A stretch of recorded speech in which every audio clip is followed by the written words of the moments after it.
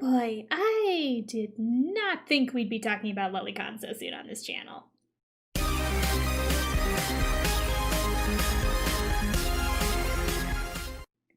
Quick content warning, this video will contain mentions of underage relationships, non-biological incest, and cycles of abuse. If any of those topics make you uncomfortable, I would ask that you please give this video a skip and check out one of my other videos instead. And if you're sticking around, spoilers for the entire anime for here on out. Okay, so let me start off by saying I've been watching anime for a long time. Like, a really long time. I'm of the generation that was only able to get anime through bootleg tapes a friend randomly brought over on summer break, and I've never seen anything quite like this. So, what is Cagaster of an Insect Cage? Cagaster of an Insect Cage revolves around a post-apocalyptic setting where the rise of the Cagaster disease has begun mutating people into giant googly-eyed bugs that want to fly around and eat other people. You know, your basic modern anime plot number 475. The protagonist is an angst machine monster hunter named Kido, who is pulled into a generational plot surrounding the Cagaster disease and its origins when he rescues a young girl named Ilie from a bug attack. What follows after the initial setup is a confused, emotionally overwrought drama with the thin veneer of an action anime painted over it, whose center is the budding relationship between a 14-year-old girl and an emotionally stunted 17-year-old. Yeah. If you couldn't tell already, this is gonna be a ride. So, before we get into the thick of it, let's address that elephant in the room, shall we? The biggest barrier of entry for this show, besides its aesthetics, which we will get to, is going to be the romantic relationships. The two main couples in this show are the aforementioned main character and Ilie's parents, who are adoptive siblings. This is gonna turn a lot of people off. And that's fine, I get it. And I definitely would say don't bother if this stuff particularly squicks you out. There's nothing in Cagaster worth seeing if this sort of thing is a sore spot. For me personally, I did think Kido and Ilie's relationship was very much a distraction and an overall hindrance to the show. For reference, I can sit through shows like Eromanga Sensei and not be bothered. But I can say with perfect conviction that I could not give one lick of imp spit about emotos. I'm not here to kink shame, but I'm an ara-ara kind of devil if you know what I mean. I guess what I'm saying is, the show ain't got no titty. Where the big anime titty at? Fuck off with this baby shit. Give me them big jugs. Man. Ultimately, what it comes down to is writing and intent. The writing of these characters didn't sell the intent, so I was left sitting through the majority of the runtime just wishing they hadn't bothered with the age difference. Trust me, we'll come back to this. But before I can get further into that, let's take a look at the first thing I mentioned, aesthetics. When I say I've never seen anything like this is what I mean. As far as I can tell, Cagaster of an Insect Cage is literally unfinished. And what do I mean by that? Well, it's easy to miss at first, but once you hit episode 5, there's no escaping it. Most of the show is in this very cheap-looking 3D style, and then bam! 2D! And beautiful looking 2D at that. It's very clear after watching the show it was originally meant to be fully 2D, but at some point during production that was switched to the CG style and, for what I can only assume were time constraints, the 2D that had already been finished was left in. According to Anime News Network, Akihiko Yamashita is credited for having done the character designs, which... You had the character designer for Urutsukidoji and you squandered it on shoddy 3D?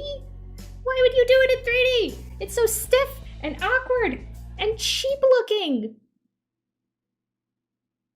Anyway, the most I could find regarding the production of the show is that Studio Gonzo was originally in charge of Cagaster, but mid-production the show was handed off to Studio Kai, which some of you may know for their work on Seven Seeds. And that's about it. I can't find anything about why this happened, or if Kai was meant to carry on the show in 2D and just didn't. It's baffling. If you know something about the production of this show and what went on, please leave a comment. I'm so curious. DM me on Twitter. I just want to know. So, with the biggest dings against the show out of the way, how's the plot? What's the meat of this story?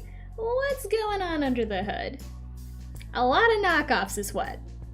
One thing I noticed when looking up reviews for this show in a desperate bid to find out what was going on with the damn thing was a lot of people mentioning similarities between Cagaster and Attack on Titan. And you know what? For the first 3 episodes or so, they're right. I mean, look at this city! Look at this! Ah yes, Wall Marianne, legally distinct from Wall Maria.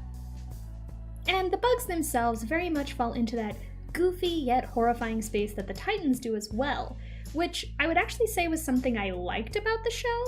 I did like this design, even if it is more silly than spooky.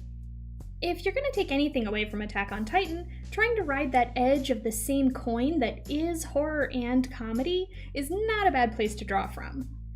Though, I was thinking to myself, with how impactful Attack on Titan has been with modern anime, are we going to see ripple effects the same way we did with Eva back in the 90s? You know, like how Eva comes out and all of a sudden any show about teens and mechs has to have some buck wild philosophical ending? Is that going to be action shows now? Anything post-APOC has to have giant semi-goofy monsters running around while everyone bleakly contemplates the nature of humanity? I think it's a potential trend worth keeping an eye on at least. Where the show truly suffers, however, beyond just the look of it, is with just how badly it fumbles the complex relationships and themes it tries to bring up. Throughout the show, there is a pervasive narrative about how traumatic events, both in the individual as well as the overall trauma of an apocalypse event, affect how people relate to one another. It would be very easy and very disingenuous to write the show off as gross and exploitative, especially considering how it chooses to portray romance in particular. However, when you take the show as a whole, you do see it was trying to make a statement on how neglect, abuse of power, and perpetuating cycles of violence creates unhealthy relationships as well as unhealthy coping mechanisms, which we see exemplified in Kido and Ilia's relationship. We learned that Kido was emotionally stunted at a young age from repeated loss and exposure to violence, and it's implied heavily this is why he forms a bond with Ilie in the first place. With his first major sexual experience coming from an older woman, the show seems to use this as a crutch for why he wouldn't see a problem being interested in someone as young as Ilie. He had an unhealthy relationship, and now he's making the same mistake with no real context for why this is bad. Unfortunately, the show never gives these topics the appropriate breathing room or thorough exploration through characterization that is needed to fully pull off the heavy subject matter it's broaching. One episode will spend the entire runtime on filler, and the very next episode will kill off a side character in a very dramatic manner that you're clearly supposed to care about. But this is only episode 4, and we've hardly gotten to know this character beyond their basic gruff anime trope exterior. The death of Maze Hughes this is not. The end result just winds up, well, for lack of a better word, cringy at best and offensive at worst. Speaking of Fullmetal Alchemist Brotherhood, that anime had more than 50 episodes to explore the themes of war, trauma, and abusive power structures. Meanwhile, Cagaster's Cage had 13. Even a good writer would struggle to make this work, and you can just tell how rushed it is, with emotional beats surrounding major character death whizzing by at breakneck pace just to get on to the next fumbling scene of our protagonist's non-starter of a relationship. Poor pacing truly is the death blow for this show, with the beginning of the series being front-loaded with meet-cutes and day-to-day adventures in the city of E05 that truly suit an anime with a much longer runtime, and the show not really hitting any sort of meaningful stride till episodes 7 and 8, by which point you feel the preceding episodes are a bit of a waste, given what the ultimate reveal of the show turns out to be. As anyone familiar with anime tropes at all might have guessed, Ilie has a predetermined psychic connection with the bugs, having been born from a woman born of someone already transformed into a Cagaster. She is a hive queen of sorts, which allows her to control the bugs or turn people into them. And even this revelation has no real weight, not only because you see it coming a full country mile away, but because this isn't used for any real effect on the plot. Even though we, the audience, can guess at Ilie's powers, there's no stakes to it, as Ilie herself has forgotten them, because of course she has amnesia until it's convenient. At no point are we worried that she will lose control, or turn any of our likable, if not bland, tertiary characters into bugs. She's the ultimate MacGuffin of a character, spending the first half of the series hapless, if not well-meaning, and the latter half being completely damseled while the show rushes to try and reveal remaining characters' complex backstories and motivations. Now, if the show has one bright spot, it has to be Mario, the muscular yet kind-hearted proprietor of Garden Mario, the local watering hole for the town of E05.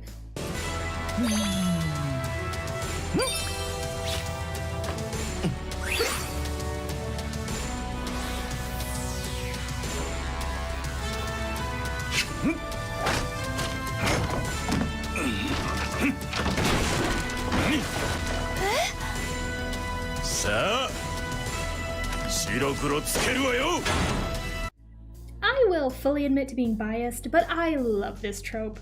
While it can sometimes tread into the problematic, oftentimes I do just want this archetype to give me a pat on the head and serve me drinks. I love you, Mario. And I love you, Ladybeard.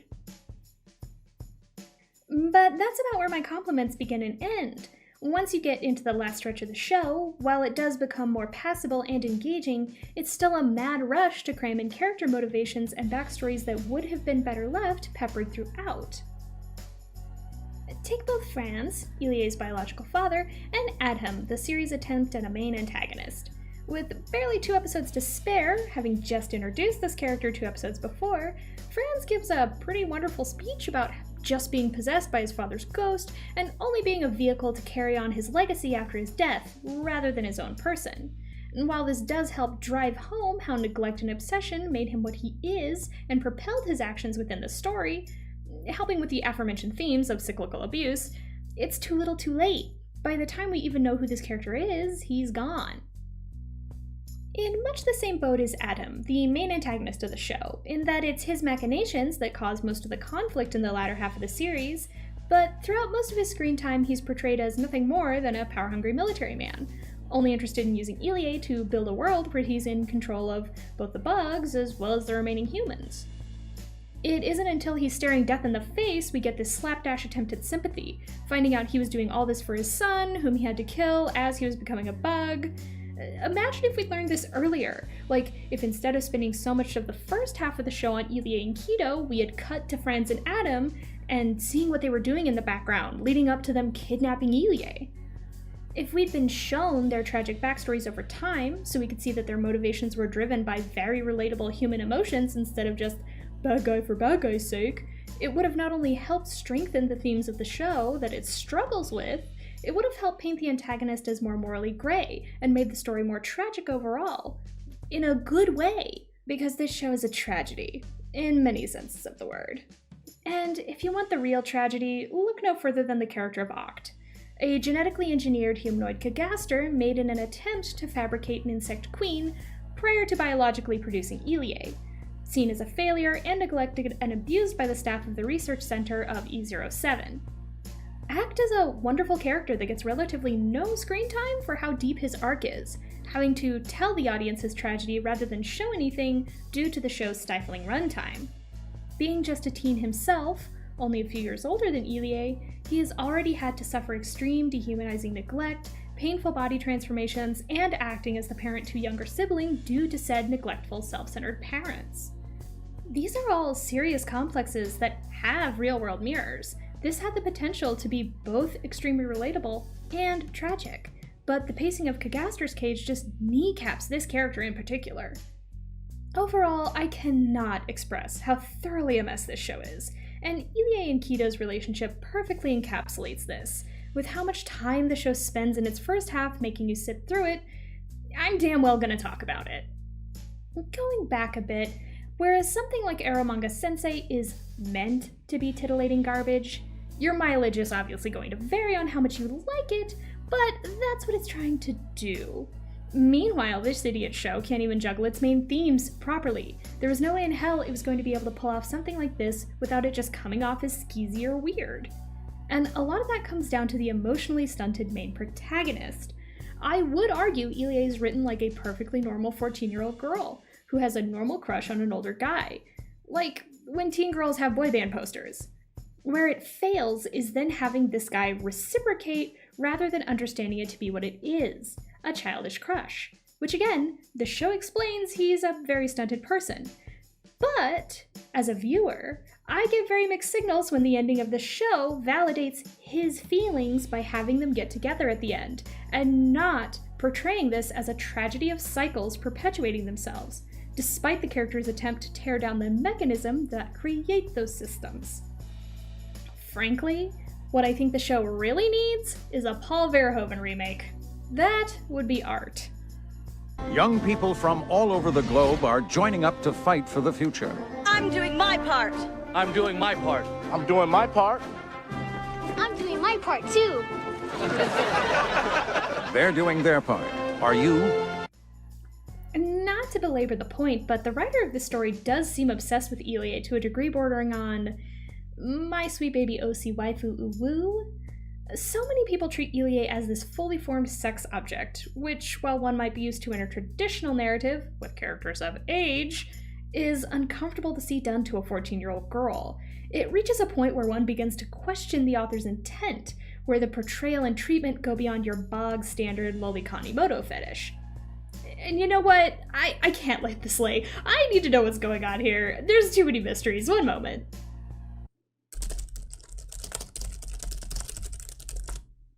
Step 3, I re-examine my personal biases.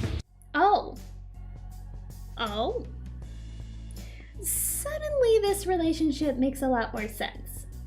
This isn't someone's power fantasy. This is a YA novel. Alright, that's it. I need to read the manga.